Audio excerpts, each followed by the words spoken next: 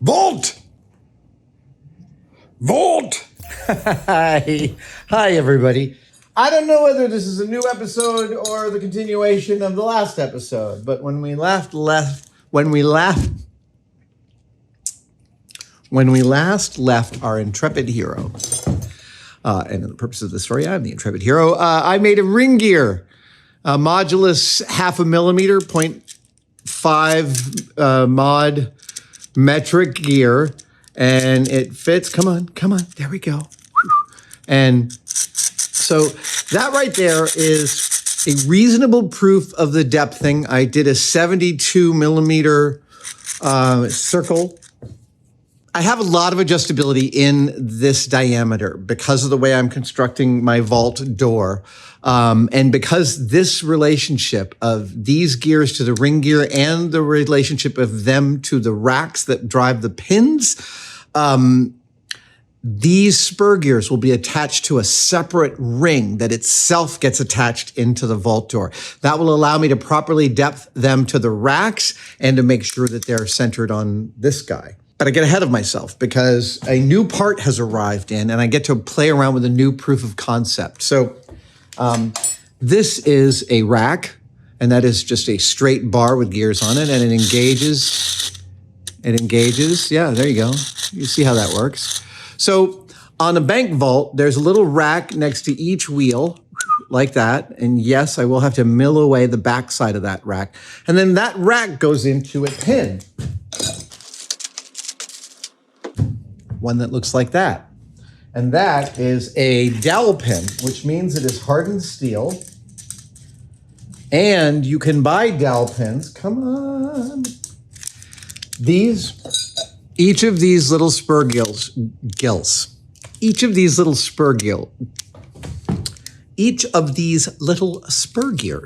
will themselves move a rack outwards, and that rack will be attached to this pin. How, you ask? This pin has a 6 millimeter threaded hole in it. The next construction phase of this is to take this rack, put it in the lathe, turn down one end to a 6 millimeter thread, use a die to thread it, yes, and then thread it into this pin, mill off the back, and that will be, so I will eventually have to do this 12 times. But for right now, yes, I just need a measurement. I just need one measurement. Let's see here. Not a mission critical measurement. It is, I think, yeah, so 0.2. And it is point. All right, so I just need to remove 100 thou off the back side of that. That's great. How am I going to turn this rack to be round? It is a great question, and there are tools for doing exactly this. When I ordered the rack, I knew I was going to turn its back end to be a 6 millimeter diameter, which meant that I wanted square rack. Luckily, I was able to find 8 millimeter by 8 millimeter square rack. These are 5C, and these are 3J. Are they 3Js? What are they? 2Js. These are 2Js, these are 5Cs. Those are both different collet holding systems. And a collet holding system is one in which you have a hole of a specific diameter, and you have some relief slots that as you pull this piece down into its holder, it squeezes those together. And it is a really nice, very reliable and gentle way to grab something super tightly. I have these by 64ths, no, by 32nds. I have these set out by 32nds, and every collet holder system is a compromise of accuracy for convenience, but they are a wonderful system. And they make them in stranger shapes like that. There's hex ones, there's hexagonal ones, which I put somewhere. But I bought an 8 millimeter square Collet 5C collet holder. Come on. There we go. See that? There we go. Now I put that in. I cut that, round it, thread it, pull it out, machine off the back. We're going to do that.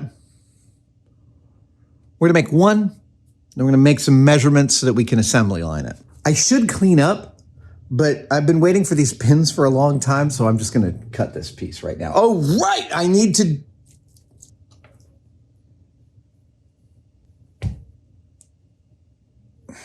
I have a chuck that holds 5C collets, but I also have a holder for 5C collets. And I think I'm gonna use that with my 6-jaw here. I think that's faster than swapping out the chuck and all of the rigmarole of tightening it down 12 times. This is what the holder looks like. It is, again, holding systems, everything but the 4-jaw chuck is a compromise. That's the one that's accurate. Ay, ay, ay.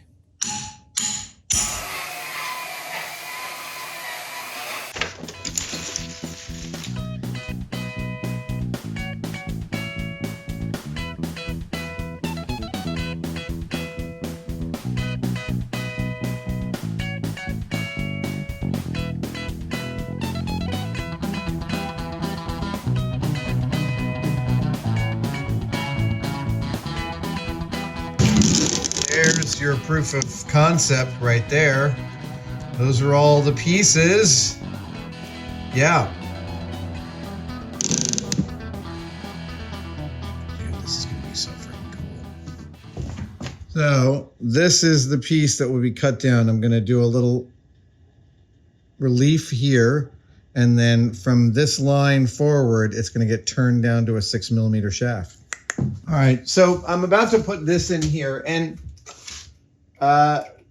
the machinists watching will be saying to yourselves, hey, now wait a second, Mr. Savage. That holder you are chucking that into is not as strong. Sorry, it's not as accurate as other ways of holding on to this work. And you would be right. I would say that I could be off by a few thou here, a couple thou. And the answer is that doesn't really matter too much in this specific regard. So.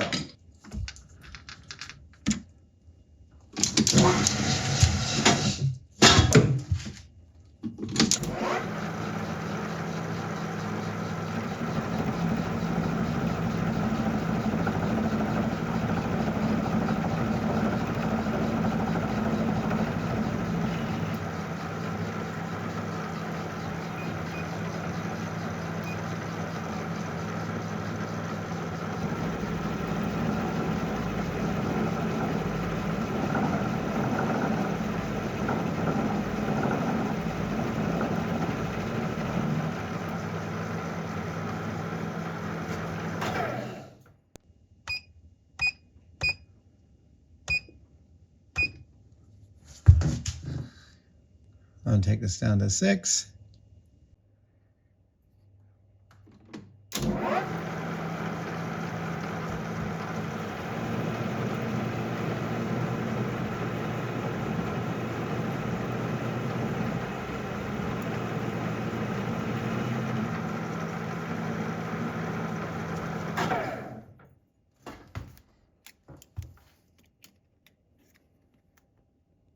On the nose!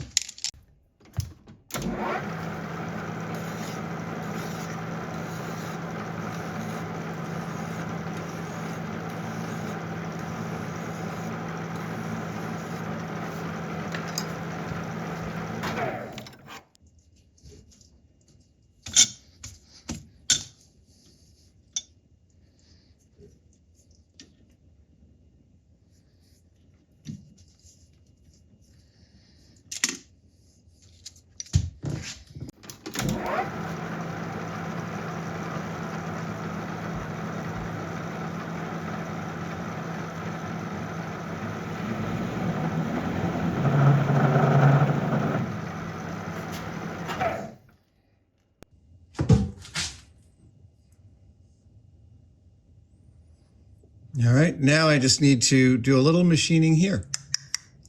So what you can see here is that's the thread I just cut. That's the back side of the rack. And I'm going to come in with a ball end mill and create that relief there.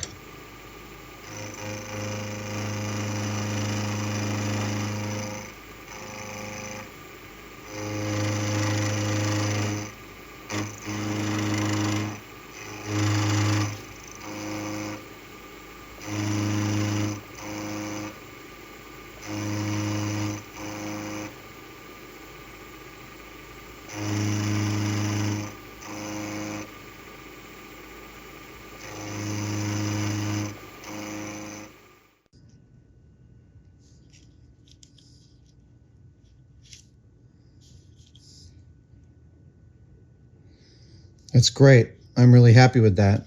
Okay, so actually I want to see how that fits in here. And this is the, okay, so I can put these guys all back there.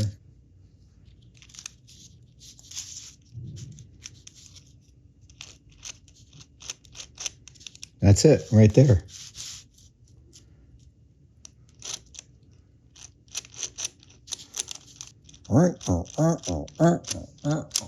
That's how this works. That is how they all work. Look at that. I'm really happy with that. Okay, so I need to make 12. I need to make 12 of those. Woo! All right, I am just so pleased with how this came out.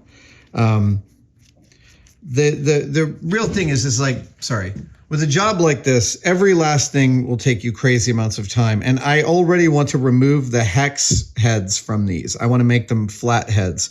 So every one of these 12 shoulder bolts, that's what these are. They're shoulder bolts that are 0.1 millimeter smaller in diameter than the whole of these spur gears. But that's a purchasable item, and so is that. But because I'm going to modify that, I didn't want to have to manufacture everything. So the spur gears came as an ordered item, and so did the pins. These are hardened dowel pins, and I didn't even know you could get dowel pins threaded, and that you could get them threaded in only one end. So that the only two parts I really have to make for the main mechanics of this are the ring gear and 12 of these little threaded racks that go into the pins. And once I get the correct depth on all of these, I will put in a little Loctite in there so that they will stay. These will ride in reamed 12 millimeter holes. Oh, do I have a 12 millimeter ream? I'll have to double check that. Anyway, I couldn't be more pleased with how this is all coming along.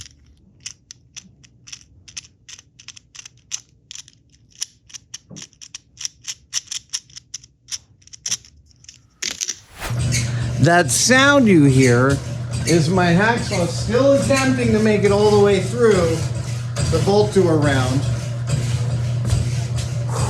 While that's happening, I have worked out a system for making this little part. It begins with a piece cut roughly to size like this that I then, where is it? There it is. That I then chuck into my square holder, and at the bottom of this holder is a stop. This is an installable stop for the back of a 5C collet. So I figure out my hero end here, and I put it in, and I can't put it farther than that. That allows me to make the same cut on every single piece. So then I chuck this back into the lathe and tighten it down. Hang on. I don't need to tighten it. I don't need to, how do you say this? I don't need to tighten it to tighten it. I put it in the jaws, and I have this set on low, so it's very hard to move this.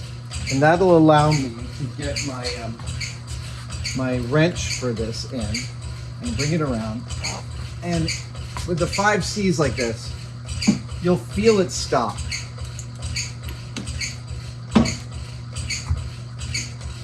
There you go. And now we turn it around. We bring it up to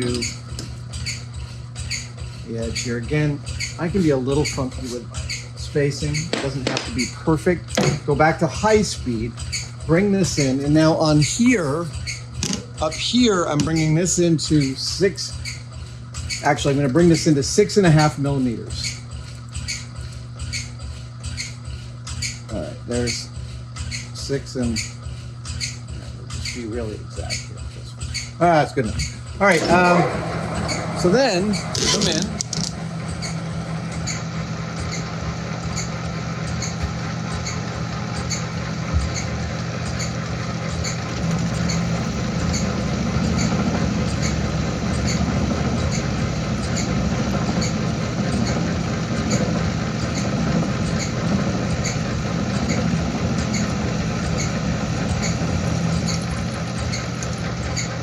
And I'm bringing it in to exactly I'm bringing just under 6 millimeters. Here we go.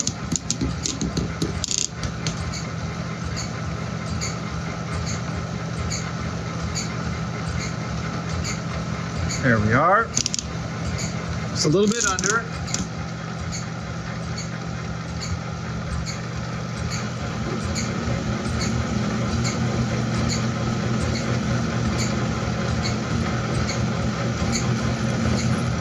Then I give it a little relief out at the end. There we go. Now I bring it back into low gear mode, so it's hard to move. And now it's time to thread it with the die. So here's how that works. This is the die. And, oh right, we bring this out. I'm sorry about the noise, but it's all part of the narrative. So then we hold the die here and we bring in that. And the front of this keeps this flat and perpendicular to the threading. You'd be surprised how far off you can get if you are just trying to do this freehand. Having a backstop that is constantly a reference flat is pretty much mission critical for using a die like this. And again, those threads being perfectly perpendicular might not be what you need, which is fine. And when I get towards the end, I'll feel it soften up on the relief. There we go, it gets a little easier. Now I'll pull this back. I will put this in the low gear. I'm just going to use this to unwind it.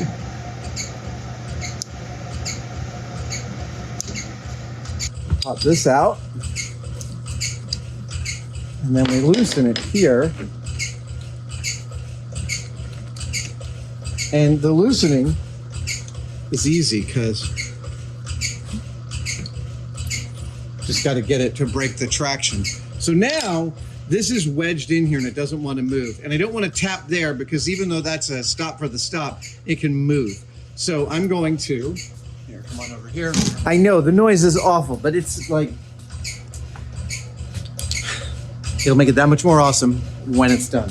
So in order to be able to tap on this to unset the wedgie poo that's going on here, I'm going to put this hardened steel bushing over here, and I'm just going to give it a little tap. Right. There we go. And then that allows me to pop that guy off and place him next to his brothers. Whoop, whoop. Understand, these are slightly different sizes. That's fine. I'll cut all those down to be the same. It's these that need to be pretty even with each other, and they are. Yeah. So that's 6 down. 1, 2, 3, 4, 5, 6, and 6 to go, plus 1 extra.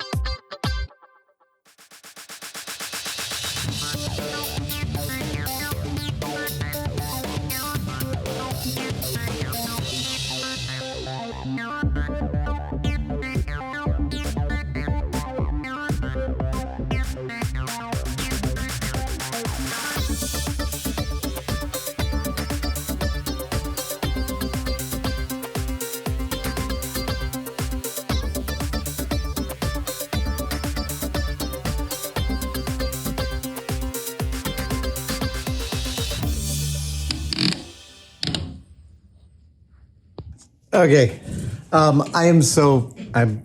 freaking excited because I've just come to understand why I understand why vault doors have the number of teeth that they do.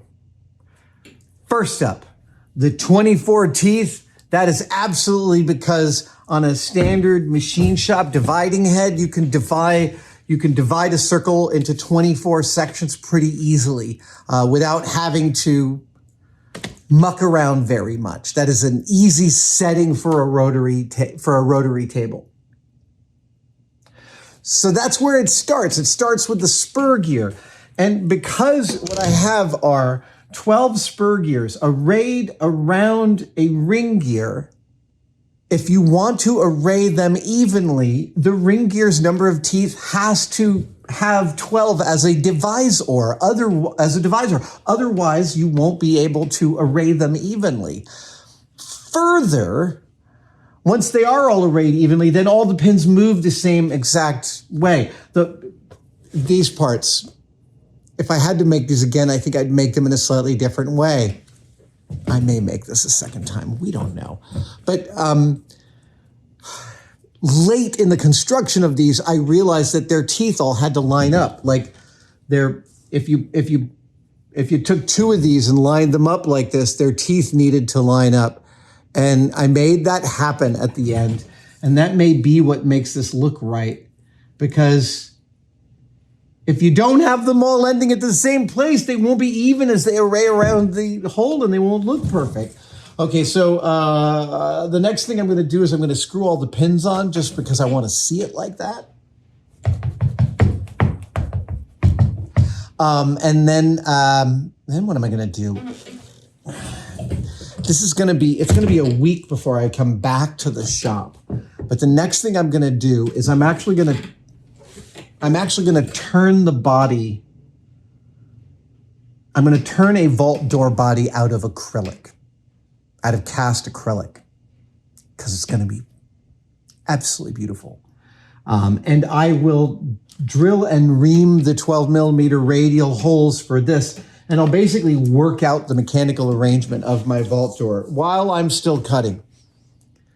6 days of cutting, 6 or 7 days of cutting, but we'll get there.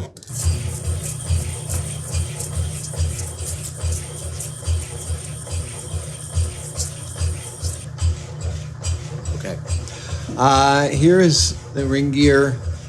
This is the second one. I want a test fit operation, and that means that I want to try and get this spinning and the pins moving. I'm not going to do that in steel because we're still cutting away here. So this morning I came in and cut and turned this piece of 1.25 inch cast acrylic into a perfect 6-inch round.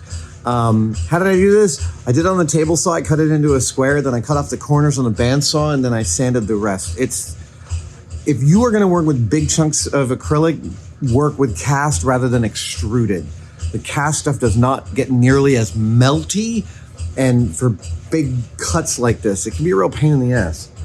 So I'm going to chuck this back into the lathe, and I'm going to cut a groove with a standoff that fits this exactly. Once I have that, then I'm going to start to dimension how the pins get cut into this and how to do some work holding on this. But first and foremost, the first cut is the slip cut for that ring, which I believe is 2 inches. So this is the middle of an annular cutter. It's a nice finished surface. It is, I believe, 2 inches plus about 3/1000.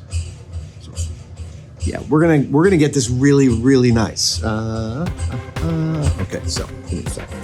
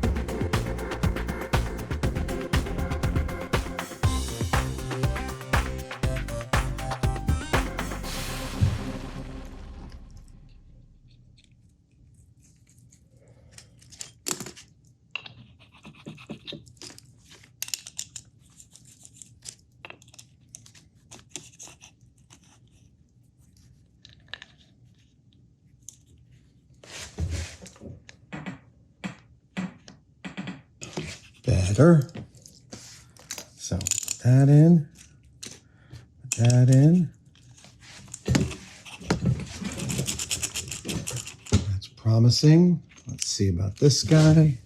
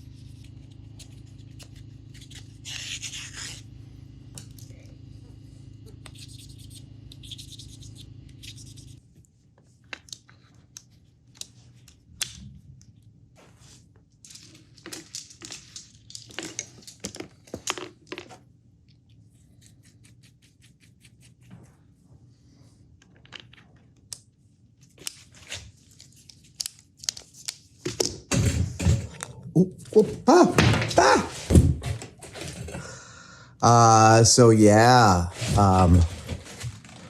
ladies and germs. Okay, so there are so many moving parts. I know that there's actually many moving parts, but okay. If you are measuring something,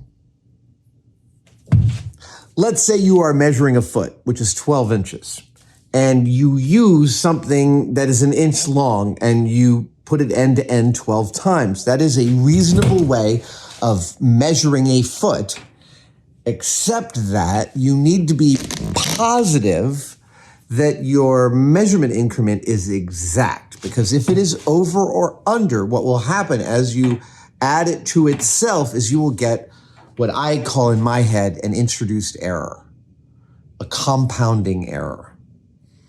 And when you have many things that are connected to each other geometrically, which is effectively what this is, it's radial, but it's a geometrical relationship.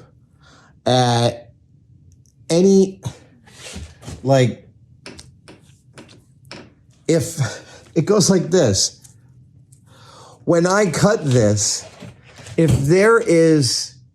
I cut this and I measured this at 8 by 8 millimeters, but what if it's 8 times 7.9 millimeters? In that case, if some of these are cut at 7.9 and some of them are cut at 8 because I didn't match the squaricity, that could mean that one of these pins does not engage when I build the actual vault door. So first of all, building it temporarily is completely mission critical on something like this. I was thinking in my head about a mnemonic of like, you build it once to put it in your body, and you build it a second time to put it in your head, and then you build it a third time to put it in the world. That sounded clever to me. I may only build this twice, but well, okay, so here's a couple of things I realized. I realized that, here, let me get another one of these guys out. I realized that my racks, which I'm happy with their shape, are non-identical. And the practical result of non-identical means that this one, where this one is cut, the teeth, is ever so slightly different than where this one is cut. Because I didn't think that was mission critical when I started. It is mission critical, reader, which means that in order to do it for real, I'm going to need to make a fixture that holds all of these pieces exactly so that the cut and the tooth start, the relationship between the end and the first tooth is exactly, I'm talking within 1/10 of a millimeter on every single one. 1/10 of a millimeter? Smaller than that. Smaller than that. It's got to be within 1,000th, seriously, I think. At any rate. Let's see here. I'm going to pull the pins out, and I want to... Of course, I'm going to like take this home and moon over it. Think about it. Come on, come on. I also didn't set up my rotary table correctly, so these don't actually travel through center, which is not actually necessarily a bad thing in terms of the geometrical relationship, but yeah, no, it's functionally that doesn't change what I needed to learn from this, and the one unique addition I made to this, which was to rest my 12 spur gears on an adjustable ring that sits in a track here that can adjust the depthing of all 12 spurs at once. But that also means that when I go to drill out this piece, which I'm going to cut like 4 of these, and I think I can do 2 hole patterns per. At any rate, the depthing matters mightily. Depthing is the relationship between the gears, because you don't want them bottoming out. You don't want them too far out here. There is an optimal relationship as gears mesh. That's the depthing is to find that. And this allows me some very fine control of the depthing without having to handle this, what will be a giant piece of steel, metal. So I'm really happy with this. That's great. I'm still over the moon about cutting a modulus 0.5 gear. And I think this is like a reasonable place to stop this. This is the test build. As to when I'm going to get through that thing, as to when I'm going to cut through the big chunk of steel, any day now. Any day now.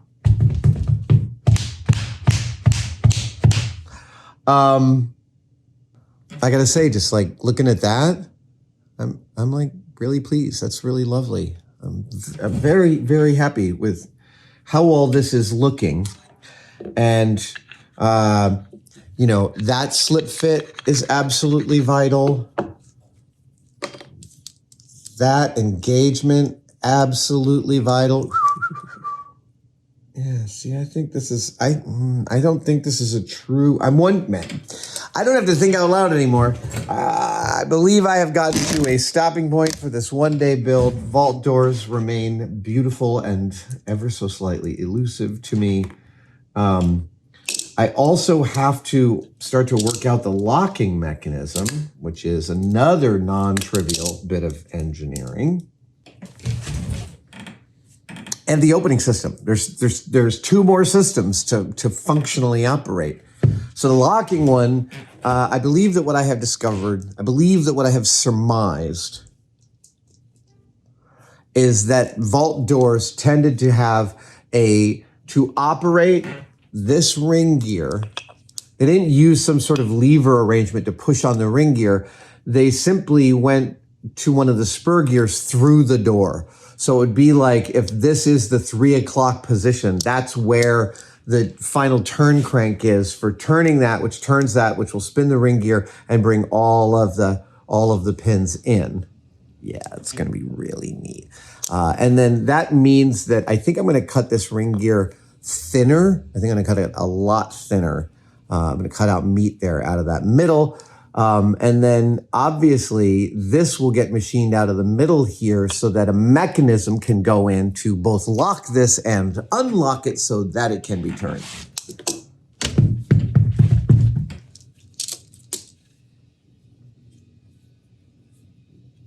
Yeah.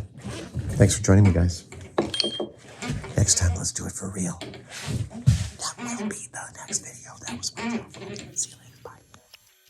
Thank you so much for supporting us by watching this channel. You can support us at an even deeper level by heading over to tested-store.com and picking up one of our tested embroidered baseball caps. We got your normal baseball cap, we got your flex fits, and we got flex fit truckers. And we are just starting to play around with lots of new designs, so check back regularly. Thanks.